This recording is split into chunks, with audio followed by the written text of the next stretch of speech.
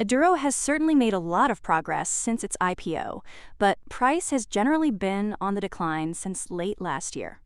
So a straight rise through the $12 range is less likely without volume closer to 500,000 heading into May. Since the current and previous upswings kept showing a lot of upper wick rejection nearing 12, a bearish advantage remains to weigh down price, even at average to below average volume in the short term. In which case, more contentious trading would be quite normal around the $10 boundary. In contrast, Aduro enjoys predominantly positive perceptions in the long term because it keeps expanding its hydrochemolytic technology, HCT. Lately, HCT started enhancing the processing of paraffinic crude oils like those from the Uinta Basin. This advancement was validated through bench-scale testing, which showed that HCT reduced the wax content of crude oil, allowing it to remain stable at ambient conditions. To protect this new application, Aduro has filed a continuation in part patent with the U.S. Patent and Trademark Office. Paraffinic crudes, which make up 20 to 33% of global production, face challenges in transportation and processing due to their high wax content, requiring specialized equipment like heated railcars and insulated tanks. HCT addresses these constraints by improving flow properties, reducing reliance on heated logistics, and enabling paraffinic oils to be more easily transported and refined. This technology has the potential to lower costs and expand market access, making paraffinic crudes more valuable. So while high spending and low revenue are still the case as commercialization gets off the ground, Aduro's continued innovation across hydrocarbon markets positions HCT as a versatile technology with broad applications, offering significant economic and logistical benefits for global oil production and refining, providing persistent support during downturns in its stock price. Moving over to QuantumScape, it's getting supercharged with so much attention to the point of overheating. The spotlight has mostly been trained on its most recent results, showing continued losses, including a GAAP net loss of roughly $100 million and ongoing negative EBITDA with expectations of significant full-year losses. However, it maintains a solid liquidity position and has begun generating modest customer billings, signaling early financial engagement from partners.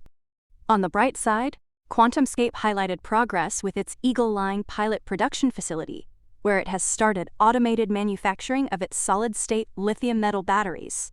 The integration of AI tools has improved cell quality and reliability, and it has shipped battery samples to automotive partners for testing. Its collaboration with Volkswagen remains central, alongside engagement with several other major global automakers as it works toward future licensing agreements.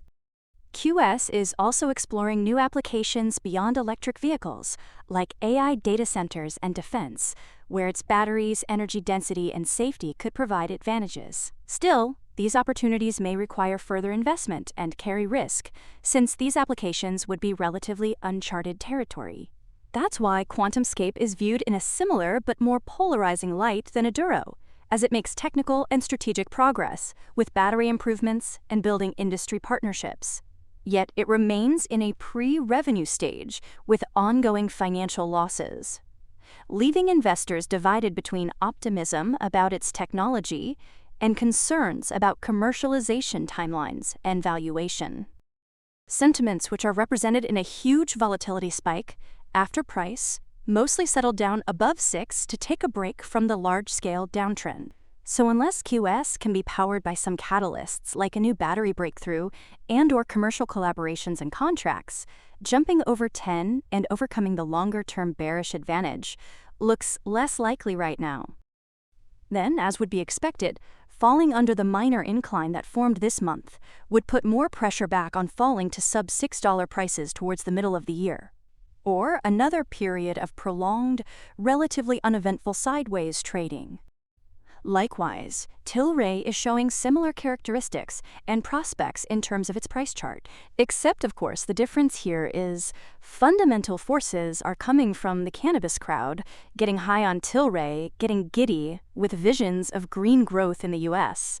All thanks to the smoking story about rescheduling cannabis from Schedule 1 to Schedule 3 under the Controlled Substances Act, garnering praise from Tilray, which sees it as a critical step toward a regulated, science-driven medical cannabis industry in the U.S. The move promises to accelerate clinical research, improve patient access, and standardize the medical cannabis sector, opening up significant market opportunities. Tilray is well positioned to capitalize on this shift, given its global infrastructure in medical cannabis production and distribution. With over 7 million square feet of cultivation capacity and a broad portfolio of pharmaceutical-grade cannabis products, it serves hundreds of thousands of patients across more than 20 countries. Tilray is also exploring participation in U.S. government programs to deliver medical cannabis to underserved populations, building on its successful international model. Additionally, Tilray continues to expand globally through the recent acquisition of Life, a UK-based medical cannabis clinic, enhancing its vertically integrated ecosystem. This expansion complements Tilray's diversified approach, which also includes its beverage business, notably its acquisition of BrewDog, aiming for global growth. With its strategic investments and strong market presence, Tilray is positioning itself as a leader in both the medical cannabis and consumer goods sectors. Yet detractors are unmoved because dark clouds are still hanging over Tilray from its history of dilution, along with arguments that the rescheduling still doesn't address the lack of direct U.S. cannabis operations. Moreover, the hangover with its beverage business is still hurting. Following declining beverage revenues, which dropped from $55.9 million to $42.6 million, largely due to margin pressures and industry weakness, international cannabis growth was hindered by $7 million in price compression. Despite efforts to modernize its operations, Tilray struggled with rising input costs, including a $2.9 million increase in aluminum expenses, impacting beverage margins. Tilray also reported a net loss of $25.2 million, though it showed some improvement from the prior year. On top of that, the BrewDog acquisition, despite its potential, was bought at a discounted price due to the asset being in administration, raising concerns about its integration and long-term profitability. Ending things off on a high note, ARM is being lifted to new highs from its pivot toward designing its own AI-focused CPUs, prompting high revenue growth projections through 2031. So even though price is being bullishly overextended, it wouldn't be unreasonable to quickly cross into the 200s if volume can stay over 12 million, like the past 2 days. Though a steeper correction wouldn't be unwelcome either, as long as it ends without falling under previous high ranges and leans price onto a more moderate incline. The reason ARM is building broader bullish mass also has to do with the potential of its shift to strengthen its role in AI infrastructure.